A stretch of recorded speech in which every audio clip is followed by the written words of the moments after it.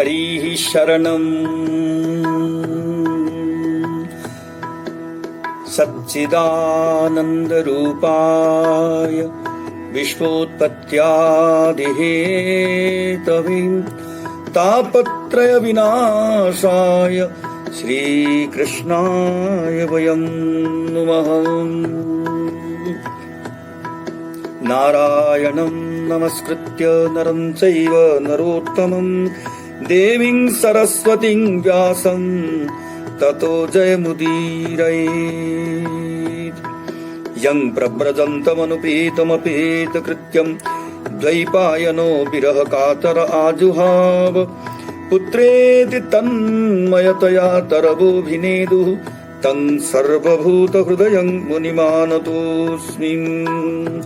यः स्वानुभावमखिलश्रुतिसारमेकम् अध्यात्मदीपमतितितीर्षतां तमन्धं संसारिणां करुणयाः पुराणगुह्यं तं व्याससूनुमुपयामि गुरुं मुनीनाम्।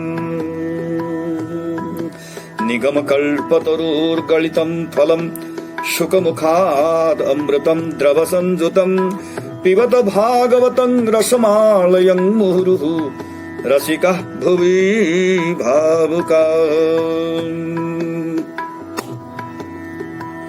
श्रीकृष्ण गोविंद हरे मुरारे हे नाथ नारायण वासुदेव।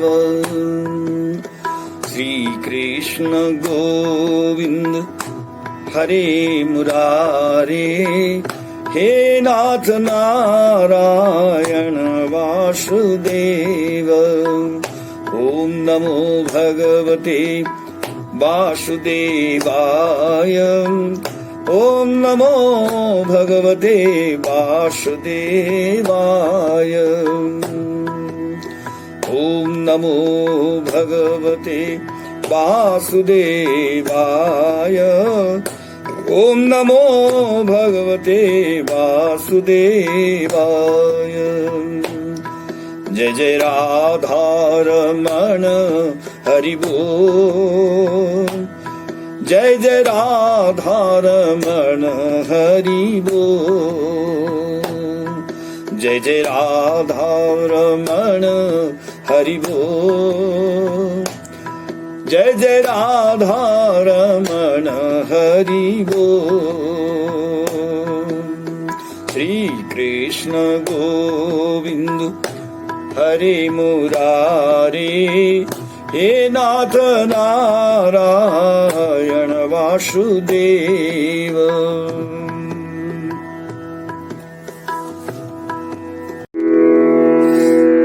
हरिशरणम्। अथ दशमस्कन्धः पूर्वार्ध नवमोऽध्यायः। श्रीशुकोवाच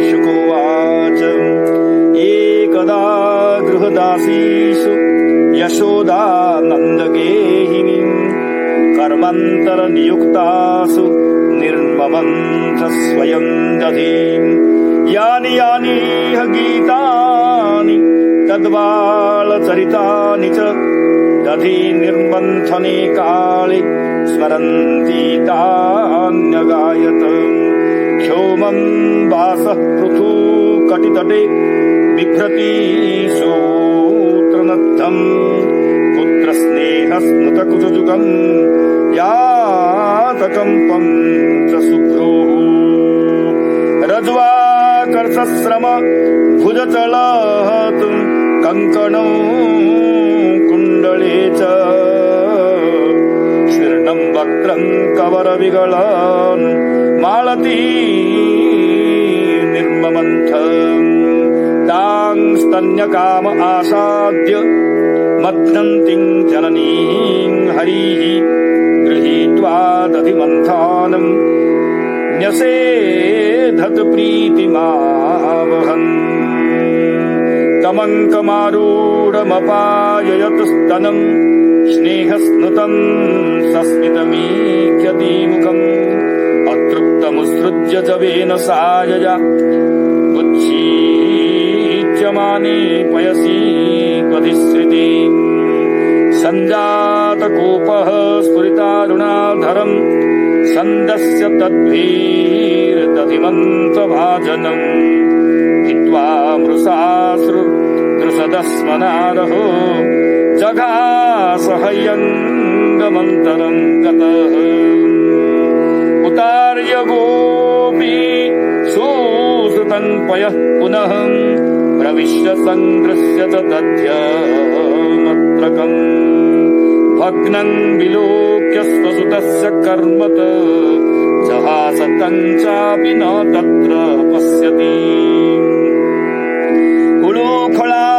उलूखलाङ्घ्रेरुपरि व्यवस्थितम् मर्काय कामम् ददतम् शिचिस्थितम् हय्यङ्गवम् चौर्यविशङ्किते क्षणम् निरीक्ष्य पश्चात् सुतमागमत्सनैः तामार्तयष्ठीम् प्रशमीक्ष्य सत्वरम् स्ततो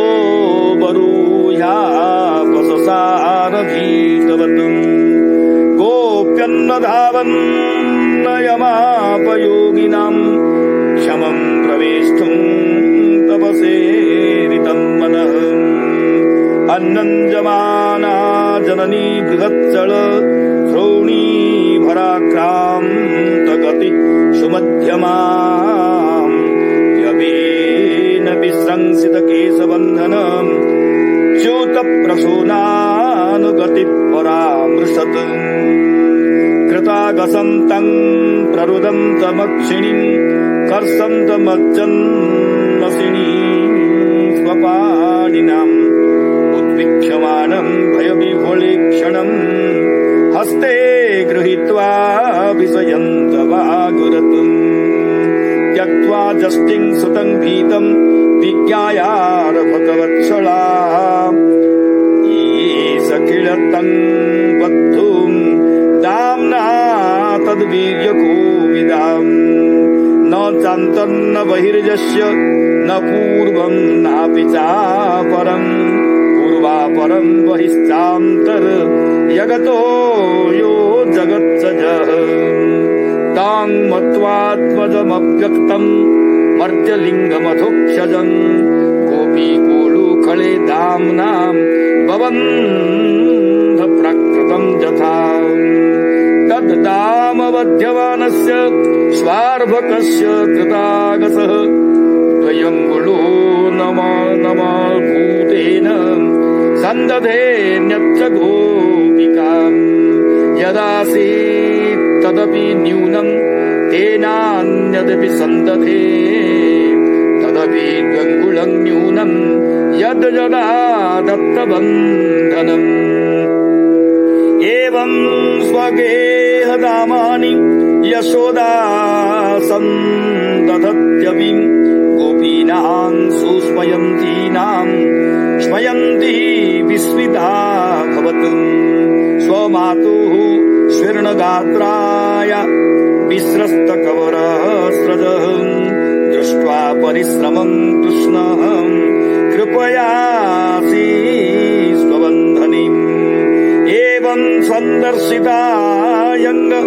हरिणा भृत्यवस्यताम् स्ववसेनापि कृष्णेन यस्येदम् शेश्वरम् वसे देवम् विरिञ्चो न भवो न श्रीरप्यङ्गसंश्रया प्रसादम् लेधीरे गोपी यत्तत्राप विमुक्तिदातम् नायम् सुखापो भगवान् देहीनाम् गोपिकासुतः ज्ञानीनाम् सात्मभूतानाम् यथा भक्ति मतामिह कृष्णस्तु गृहकृत्येषु व्यग्रायाम् मातरी प्रभुः अद्रक्षीर्दर्जुनो पूर्वम् गुह्यकौ धनदात्मजौ पुरा नारदशापेन वृक्षताम् प्रापितो मदातुम् नलकूवरमणिग्रीवाभिते ख्यातौ श्रियन्वितौ इति श्रीमद् श्रीमद्भागवते महापुराणे पारमहंस्यां संहितायां दशमस्कन्धे पूर्वार्धे गोपीप्रसादो नाम नवमोऽध्यायः। श्रीकृष्ण गोविन्द हरे मुरारे, हे नाथ नारायण वासुदेव, जय जय राधा रमण हरि बोल, जय जय राधा रमण हरि बोल। ओम नमो भगवते वासुदेवाय, ओम नमो भगवते वासुदेवाय। जय श्री कृष्ण। हरि शरणम।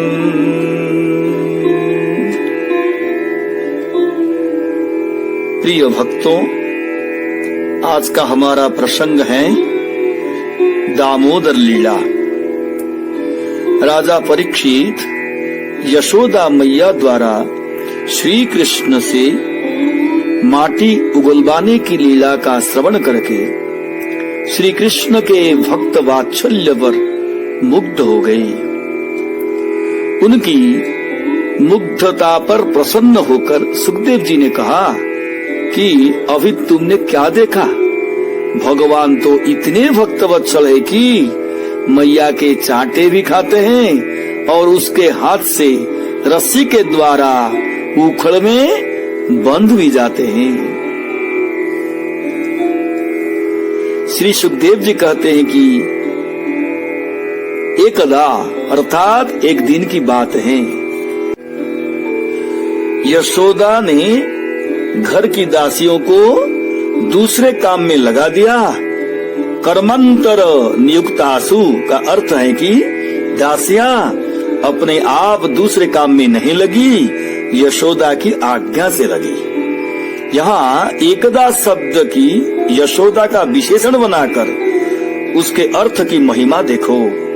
एकं परमात्मानं ददाति इति एकदा। आपको परमात्मा की आवश्यकता हो तो यशोदा मैया से मांगो, वो अपने बेटे को तुम्हारी गोद में दे सकती हैं। यशोदा का अर्थ ही है कि वे जसांसी ददाती, भगवान को यश देती है। भगवान भक्त पराधीन है। यह यश भगवान का यशोदा मैया के द्वारा ही प्राप्त होता है। वे नंद गेहिनी है, अर्थात आनंद गेहिनी है। तो वह कार्तिक का महीना था। कार्तिक को दामोदर मास भी कहते हैं। इंद्र की पूजा होने वाली थी। मैया ने दासियों से कहा कि तुम लोग इंद्र पूजा की तैयारी करो और मैं लाला के लिए काम करती हूँ। वे स्वयं दधी निर्ममंथ दही मथने लग गई। यहाँ स्वयं शब्द का स्वारस्य देखो। मैया स्वयं दही मथने वाली नहीं है, किंतु उन्हें अपने लाला के लिए अपने हाथ से दही मथे बिना संतोष नहीं होता। यहाँ मैया की तीन विशेष बातें दिखाई गई हैं। एक तो वे श्री कृष्ण के लिए दधी मंथन कर रही हैं। दूसरे उनके बाल चरित्र का स्मरण कर रही हैं और तीसरे उनकी लीलाओं का गान कर रही हैं। इस प्रकार उनके शरीर से कर्म, हृदय से स्मरण और वाणी से गान कर रही हैं। उनको अपने श्रृंगार का किंचित भी ख्याल नहीं है। कबर बिगड़त मालती, उन्हें अपने पसीने का, श्रम का भी विचार नहीं है। स्वर्णं वक्त्रम, मैया की छाती का दूध तो बहता जाता है। मैं कृष्ण के पास जल्दी पहुंचूंगा और उनके द्वारा मथा हुआ माखन कहता है कि मैं श्री कृष्ण के पास जल्दी पहुंचूंगा। यह देखकर श्री कृष्ण तांग स्तन्य काम आसाद्य मनंतिम, स्वयं मैया के पास आए। देखो, यही वैष्णवी माया है। आज तक आपने यह नहीं सुना होगा कि इस सृष्टि में ब्रह्म, निर्गुण ब्रह्म कभी किसी के पास गया हो। वहाँ तो नायमात्मा बलहीनेन लभ्य, आत्मा बल से, ज्ञान बल से आवरण भंग करना पड़ता है। आवरण भंग ब्रह्म नहीं करता।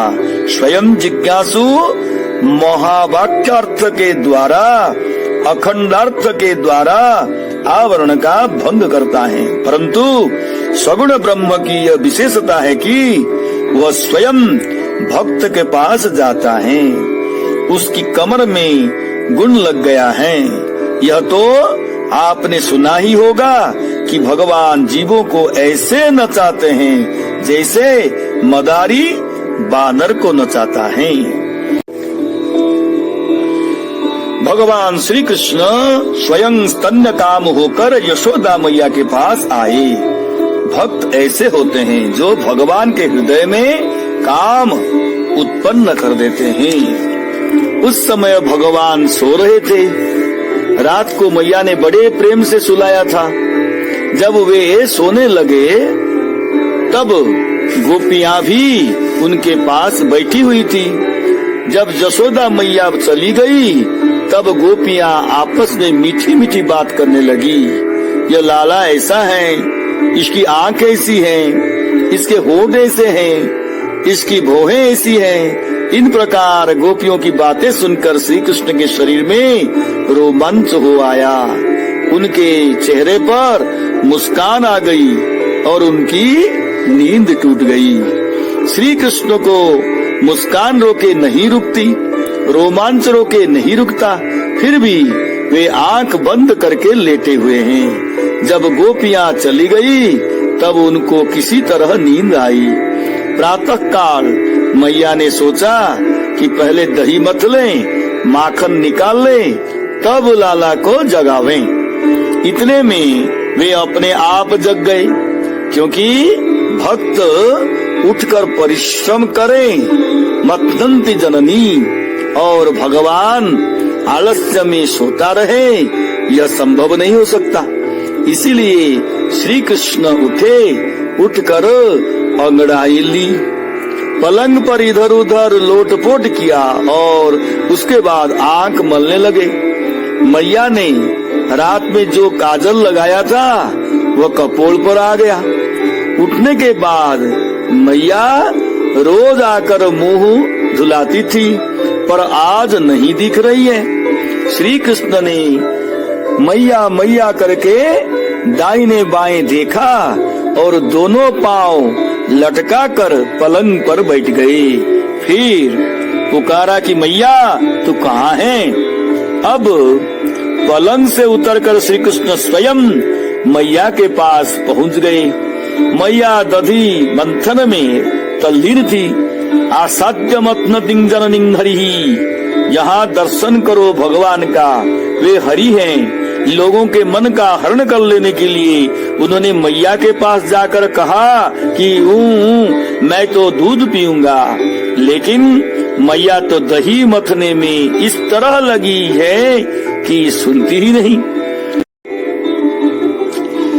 श्री कृष्ण मैया की गोद में चढ़ने के लिए विलाप करने लगे, फिर भी मैया ने ध्यान नहीं दिया और अपना साधन नहीं छोड़ा। तब श्री कृष्ण उठे और मानो उठकर बोले कि मैया साधन तभी करना चाहिए जब तक मैं न मिलूं। अब तो तू मथना छोड़ दे। उन्होंने गृहीत्वा दधि मंथानम, पकड़ ली दही की मथानी और न्यसेधत, मैया को दही मथने से रोक दिया।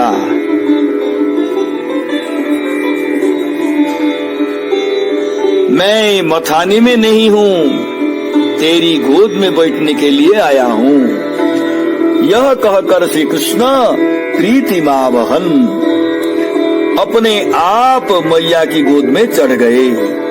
स्नेहस्नुतम सस्मितमीख्यति मुखम अब स्नेह बस मैया की छाती का दूध अपने आप गिरने लगा। मैया अपने लाला के सुस्मित मुखार बिंदु को देखने लगी। ईक्षति, यहाँ ईक्षमाना न लिखकर ईक्षति लिखा गया है। श्याम सुंदर को सुख मिले, वे उदास न हो न निराश हो, और हमारी क्रिया का फल श्री कृष्णगामी हो।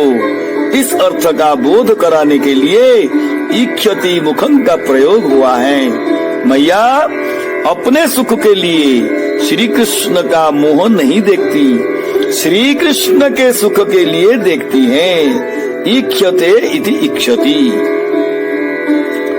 देखो, श्री कृष्ण को पहले काम आया, काम के बाद गोद में आ गए, और गोद में आने के बाद दूध पीने लगे। भोक्ता हो गए, और भोक्ता होने के बाद अतृप्त हो गए। इसी बीच में आग पर रखा दूध गर्म हो गया।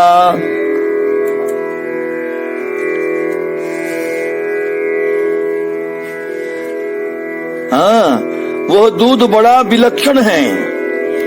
1000 गायों का दूध 100 गायों को, 100 गायों का दूध 10 गायों को, और 10 गायों का दूध एक पद्मगंधा गाय को पिलाकर उस पद्मगंधा गाय से निकाला हुआ दूध है वो। इस प्रकार उस दूध का संबंध लाखों से जुड़ा हुआ है। वह दुर्लभ दूध गर्म हो रहा है। मैया ने सोचा कि लाला तो अपना है, छाती का दूध पीछे पी लेगा, यह कहीं जाता थोड़े ही है। लेकिन यदि पद्मगंधा गाय का दूध जल जाएगा तो बड़ी भारी हानि होगी। यह सोचकर मैया ने अतृप्त मुसृज्य जबेन साजजो, श्री कृष्ण को अतृप्त ही टाल दिया। अब देखो, यहाँ श्री कृष्ण में लोभ आ गया। पहले काम आया था, फिर भोग आया, और उसके बाद आ गया क्रोध। उधर जलते हुए दूध ने विचार किया कि न इनकी प्यास बुझेगी, न मैया का दूध घटेगा, केवल मैं आग पर जल जाऊंगा। जब वो जलने लगा तब उसका वैष्णव स्वभाव आगे आया। उसने कहा कि पहले दूसरे का दुख दूर करना चाहिए, अपना सुख तो बाद में भी भोग लिया जाएगा। इसीलिए मैया जब उसको आग से उतारने के लिए दौड़ी तब दूध का हृदय कांप गया।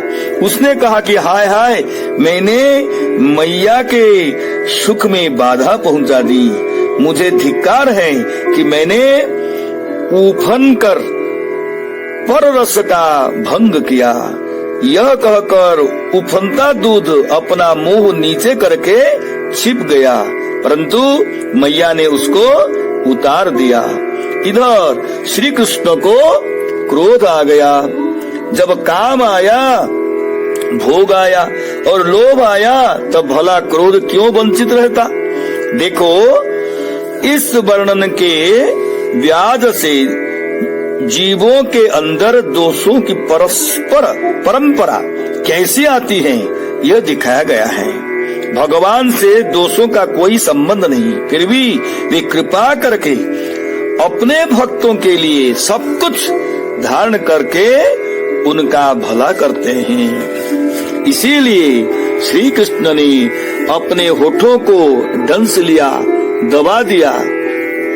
संदस्य दध्वी, वे सोचने लगे मैया मुझे छोड़कर क्यों गई, मुझको दुख क्यों हुआ। लोभ के कारण हुआ। लोभ कहाँ रहता है? होठों में रहता है, अधरों में रहता है। अधरे एव लोभ, इसीलिए इसी को पकड़ो।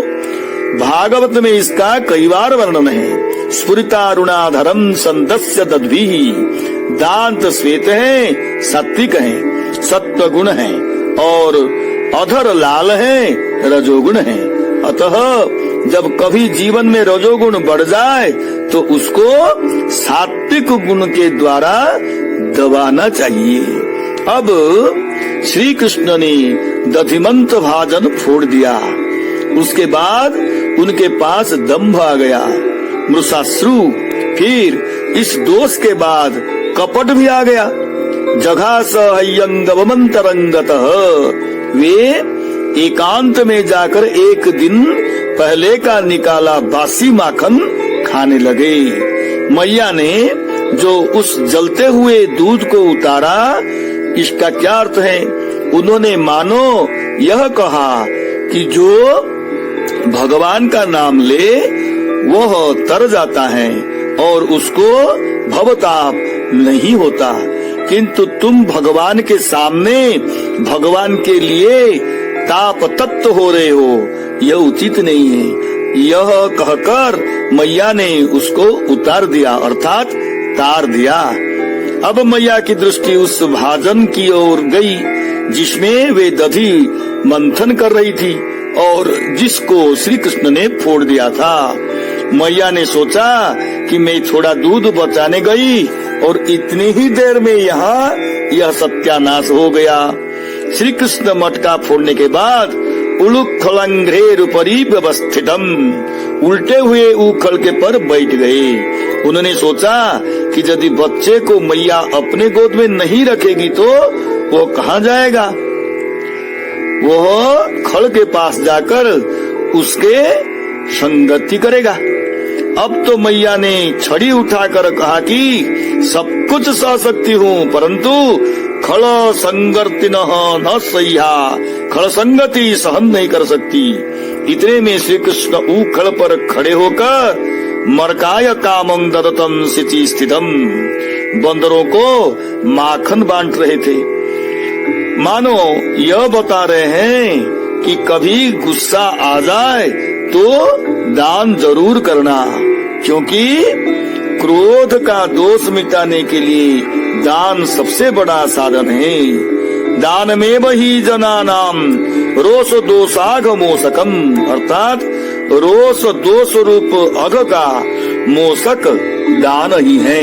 लेकिन श्री कृष्ण इधर तो दान कर रहे हैं और उधर उनकी आंखें सशंकित हैं।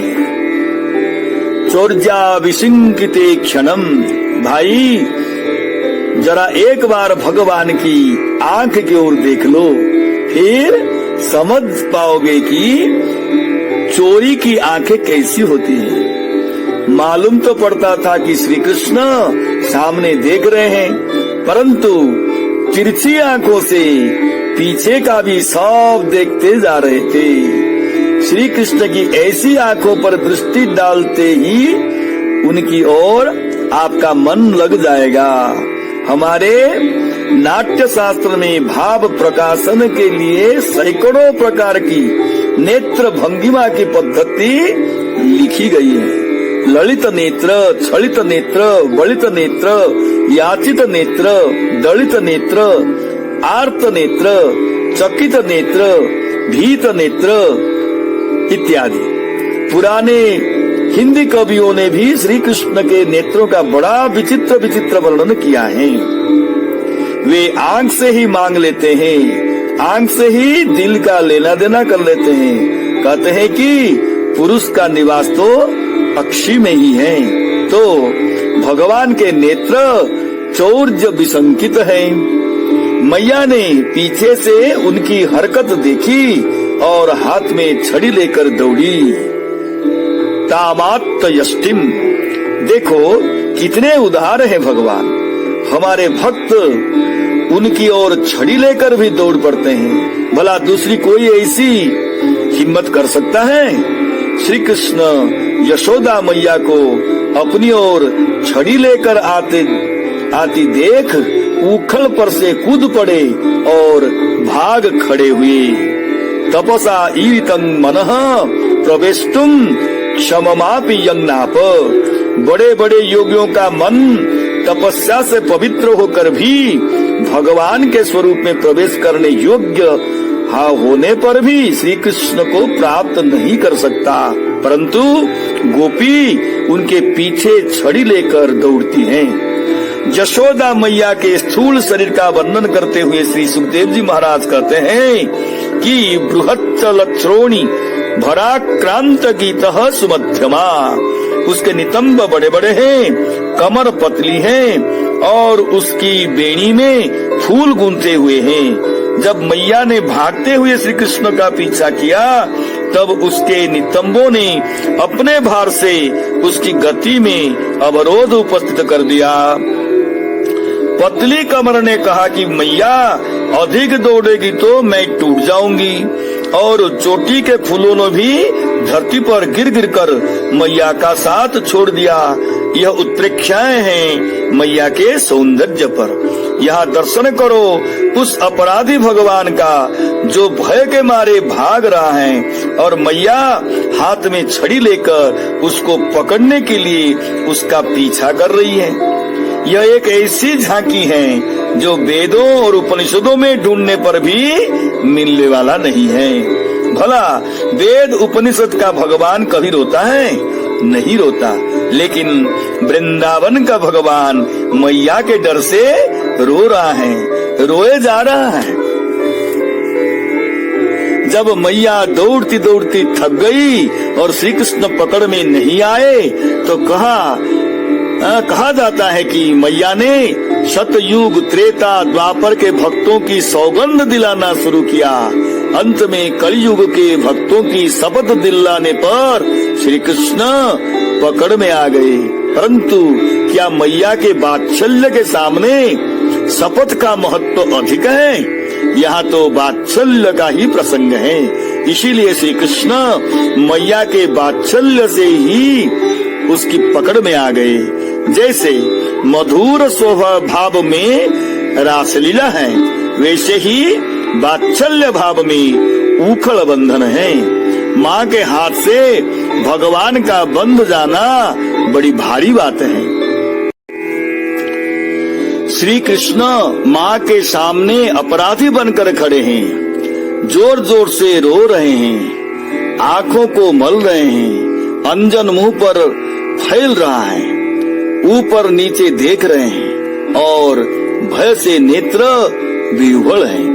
मैया ने श्री कृष्ण को अपने हाथ से पकड़ा, हस्ते गृहीत्वा और विषयंती डराती हुई कहा कि अरे चंचल प्रकृते वानर बंधो, क्यों तूने आज यह पुराना दूध घी पिया हुआ मटका फोड़ डाला? यदि तुमको बहुत डर है तो तूने दधि भांड क्यों फोड़ा? अब तो श्री कृष्ण ने हाथ जोड़ लिए और वे बोले कि मैया तेरे हाथ में यह जो छड़ी है इसे गिरा दे, माफ कर, मैं आगे कभी ऐसा नहीं करूंगा। अब मैया का हृदय पिघल गया और उसने यह देख कर कि हमारा लाला डर गया है, हाथ की छड़ी को दूर फेंक दिया, क्योंकि यावत जड़ युक्तो न तावत चेतनागमः। जब तक जीव हाथ में जड़ को पकड़ रखेगा तब तक चेतन कैसे आएगा? अतः मैया ने जब जड़ को फेंक दिया, नेति नेति के द्वारा उसका निषेध कर दिया, तो श्री कृष्ण रूप परब्रह्म परमात्मा उसके हृदयाशय में वृत्ति रूप हाथ में आ गया। ये सकिलतं बद्धुम दामना तद वीर्य को विदा।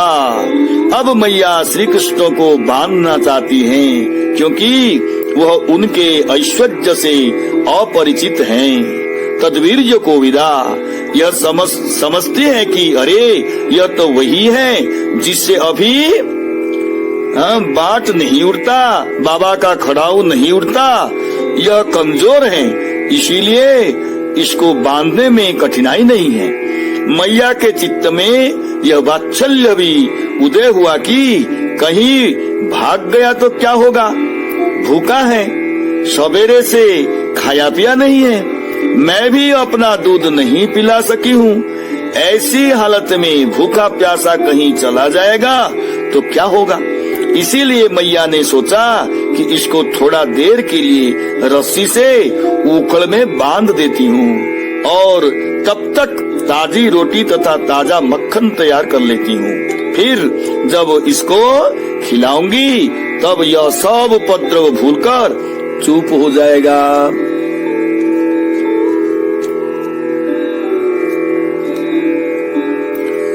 इधर यशोदा मैया यह सोच रही है और उधर श्री सुखदेव जी महाराज राजा परीक्षित से यह कह रहे हैं, न चांतन न बहिर्जस्य न पूर्वम नापि चापरम पूर्वा परम बहिश्चांतर जगतो यो जगच्चयः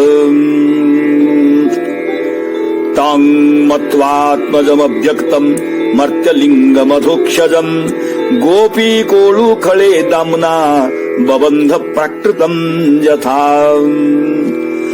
श्री कृष्ण का स्वरूप यह है कि उनके भीतर बाहर देश के भेद नहीं है, वे देश की कल्पना से असंस्पृष्ट हैं। उनमें काल की पूर्वापर भाव की अथवा क्रम की संबित नहीं होती। अमुक समय जन्म हुआ, अमुक समय जवान हुए और अमुक समय वृद्धावस्था आई, इस क्रम के द्वारा काल की संबित होती है और दैर्घ्य तथा आयाम के द्वारा देश की संबित होती है। ये दोनों श्री कृष्ण में नहीं है। वे जगत के पहले थे, जगत के अंत में रहेंगे और जगत के भीतर बाहर हैं, अर्थात श्री कृष्ण से अतिरिक्त यह जगत नहीं है। उनमें वस्तु भेद भी नहीं है। वे जगच्चयः जगत स्वरूप हैं अथवा जगतांचयः जगच्चयः जः जगत जश्च जगच्चयः, जो जगच्चय है, कोटि कोटि जगत के राशिभूत रूप हैं। तम मत्वात्मजम अव्यगतम, उन श्री कृष्ण को अपना बेटा मानकर यशोदा मैया ने रस्सी के द्वारा उखल में बांध लिया। गोपी को उखले दामना बबंध प्राकृतं यथा। यहाँ जो गोपी शब्द का प्रयोग है इस पर ध्यान दीजिए। गोपी क्या है? गोपिका है। मथुरा में कंस के पास खबर पहुंच चुकी थी कि गोकुल में उसको मारने वाला विष्णु पैदा हो गया है। उसके बाद यह समाचार पहुंचा कि कल यशोदा मैया ने उसको उखल में बांध दिया था।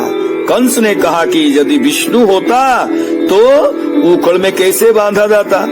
इसीलिए जैसे श्री कृष्ण छिपकर गोकुल में रह रहे हैं, वैसे ही यशोदा मैया उनको बांधकर उनका संकल्प पूरा कर रही हैं। भगवान के सच्चे प्रेमी ऐसे होते हैं कि यदि भगवान एक हाथ छिपना चाहते हैं तो वे उनको दो हाथ छिपा देते हैं। श्री कृष्ण कहते हैं कि मैं मनुष्य हूँ, तो मैया कहती है कि यह बछड़े को तरह साधारण है। विश्वास न हो तो देख लो, मैं इसको रस्सी से बांध देती हूँ। मैया श्री कृष्ण के ऐश्वर्य का गोपन करती हैं, प्रकट नहीं होने देती हैं, इसीलिए इसका नाम गोपिका है। गोपनाथ गोपिका। गोपी कोलु खले दामना, मैया ने श्री कृष्ण को अपने हृदय में नहीं बांधा, आत्मा के साथ नहीं बांधा, उखल में बांधा। इसीलिए कहा गया है कि यशोदया समानस्ति देवता चापि भूतले उलूखले यया बद्धो मुक्ति दो मुक्तिमिच्छति। धरती में यशोदा के समान देवता कोई नहीं है जिसने मुक्तिदाता को उखल में बांध दिया है और जिससे मुक्ति कह रहे हैं कि हरि मैया मुझे मुक्त कर दे। कोई कोई कहते हैं कि मैया ने श्री कृष्ण को बांध लिया, लेकिन यह कहना गलत है। सही बात यह है कि श्री कृष्ण ने स्वयं यशोदा मैया और उखल दोनों को बांध दिया, वे स्वयं नहीं बंधे। इसीलिए मूल श्लोक का अन्वय इस प्रकार होना चाहिए, गोपिकोलूखले उभे अपि दामना बबंध स कृष्ण। इसका अर्थ है कि यशोदा मैया और उखल दोनों जन्म जन्म के लिए श्री कृष्ण के साथ बंध गए। तद्दाम बध्यमानस्य, लगता है यशोदा मैया जब श्री कृष्ण को बांधने लगी तब रस्सी कम हो गई। यह लीला ऐश्वर्य शक्ति ने दिखाई। एक बार ऐश्वर्य शक्ति है तो दूसरी ओर वात्सल्य शक्ति है। मैया जो जो रस्सी बढ़ाती जाए त्यों त्यों वह 2 अंगुल कम होती जाए। द्वयंगुलो नमो भूत, जहाँ नाम और रूप होता है रजस्तम अर्थात रजोगुण और तमोगुण होता है, वही तो बंधन होता है। जहाँ तो न नाम रूप है और न कोई गुण है, फिर बंधन कहाँ से होगा। एवं स्वगेह दामानि जशोदा संदधत्यपि, असल में कभी जशोदा के मन में अहम था। वे समझती थी कि मैं बांध लूंगी, इसीलिए 1 अंगुल की दूरी बढ़ जाती थी। जब जशोदा श्री कृष्ण से 1 अंगुल दूर रहती थी तो श्री कृष्ण भी उनसे 1 अंगुल दूर रह जाते थे। रस्सियां अलग अलग होती थी, कमर में लगाते समय अलग अलग भी कम पड़ती थी और जोड़ देने पर भी कम पड़ती थी। श्री कृष्ण को उनकी कमर बढ़ी नहीं, रस्सी घटी नहीं, और रस्सियां 1 2 3 बार करके जोड़ देने पर भी श्री कृष्ण को बांधने में समर्थ नहीं हुई। ये यथा माम प्रपद्यन्ते तां तथैव भजाम्यहम्। 1 अंगुल जसोदा का अहम और 1 अंगुल श्री कृष्ण की दूरी, दोनों से 2 अंगुल की कमी पड़ती गई। अब जसोदा मैया चक्कर में पड़ गई। इतने में आ गई गोपियां और बोली कि अरे मैया, तू इस बात के लिए खुश क्यों नहीं होते को तुझसे तेरा बेटा बांधा नहीं जा सकता। देखती नहीं कि अस्य ललाटे विधाता बंधनं न लिखितम, इसके ललाट में विधाता ने बंधन नहीं लिखा है। कितना भाग्यशाली है तेरे बेटा, गुस्सा छोड़ और खुश हो जा। मैया बोली कि गोपियों, आज अगर मैं बांधने में विफल हो गई तो कल से वो हमारी बात नहीं मानेगा। मैया ऐसा कहत रही थी, लेकिन स्मयंती विस्मिता भवतु, आश्चर्यचकित हो गई। श्री कृष्ण ने देखा कि मैया के शरीर ढीला पड़ गया है, श्रृंगार बिगड़ गया है और उसे बड़ा परिश्रम करना पड़ रहा है। अब तक 2 बातें थी, एक तो मैया को थकावट नहीं हुई थी और दूसरे श्री कृष्ण के हृदय में कृपा का उदय नहीं हुआ था। किंचैष शक्त्यतिशयेन तो नतेर्नुकंप्या, जब तक अतिशय शक्ति होती है भगवान कृपा नहीं करते। जहाँ स्तुति करने वाला थक जाता है कि अब वाणी काम नहीं देती, मन काम नहीं देता, बुद्धि काम नहीं देती, वहाँ भगवान की कृपा प्रकट हो जाती है। अब जब मैया थक गई, शांत हो गई, तब श्री कृष्ण के हृदय में कृपा आई। उन्होंने सोचा कि किसी पराये के बंधन में बंधने पर तो कुछ बदनामी भी है, लेकिन अपनों को बंधन में बंधने पर कोई हर्ज नहीं है। ब्याह में पत्नी के साथ गांठ बांधती है तो उसको कोई बुरा नहीं मानता। मैया कमर में करधनी पहनाती है तो बुरा नहीं लगता, चोटी बांध देती है तो बुरा नहीं लगता, और पंडित लोग यज्ञोपवीत की गांठ लगा देते हैं तो बुरा नहीं लगता। जब ये सब बंधन बुरे नहीं होते, तब आज जो हमारी प्यारी प्यारी मैया मुझे बांधने के लिए व्याकुल हो रही है, यह कैसे बुरा हो सकता है। मैया की लगाई गांठ और कहाँ मिलेगी।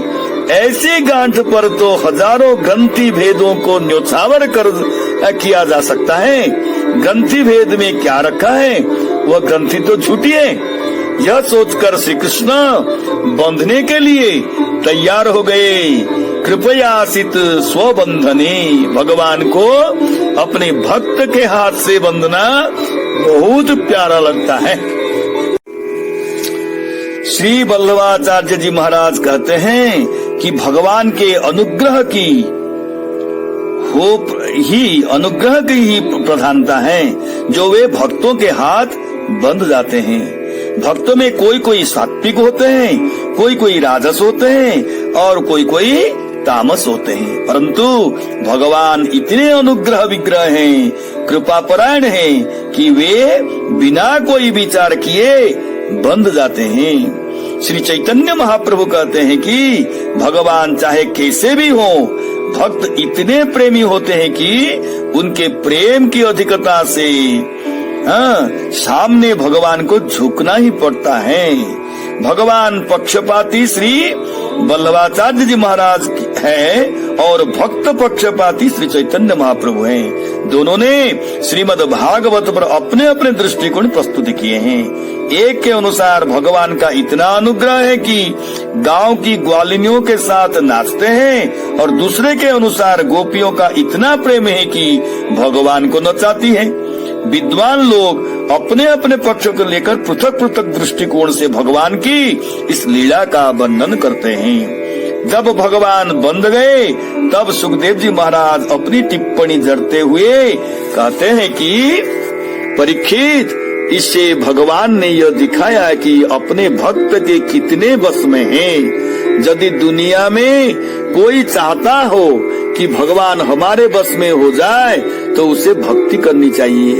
भक्ति ही भगवत वशीकरण का मंत्र है। नेमं विरिंचो न भवो न श्रीरप्यंग संश्रया प्रसादं लेभिरे गोपी जत्तत् प्राप विमुक्तित्वा विमुक्तिदातुम। गोपी अर्थात यशोदा मैया ने विमुक्ति प्रदान करने वाले भगवान से लेभिरे माने धान कुटने वाली उखल में जो अनिर्वचनीय प्रसाद प्राप्त किया वो किसी को नहीं मिला। उस प्रसाद को प्राप्ति न तो ब्रह्मा को हुई जो पुत्र है, न शंकर को हुई जो आत्मा है, और न लक्ष्मी को हुई जो अंध संश्रया है। गोपिका नंदन भगवान अपने भक्तों के लिए ही सुलभ हैं, देहाभिमानियों के लिए नहीं। जहाँ तक कि जो आत्मभूत ज्ञानी हैं उनको भी गोपिका नंदन भगवान मिलने वाले नहीं हैं। वे तो केवल भक्तों को ही मिलने वाले हैं। जब मैया श्री कृष्ण को बांधकर किंचित निश्चिंत हुई तब बोली, अब लाला के लिए रोटी बना लूं। श्री कृष्ण गोविंद हरे मुरारी, हे नाथ नारायण वासुदेव। श्री कृष्ण गोविंद हरे मुरारे, हे नाथ नारायण वासुदेव। ओम नमो भगवते वासुदेवाय, ओम नमो भगवते वासुदेवाय, ओम नमो भगवते वासुदेवाय, ओम नमो भगवते वासुदेवाय। जय जय राधा रमण हरि बोल, जय जय राधा रमण हरि बोल, जय जय राधा रमण हरि बोल, जय जय राधा रमण हरि बोल। श्री कृष्ण गोविंद हरे मुरारे, हे नाथ नारायण वासुदेव।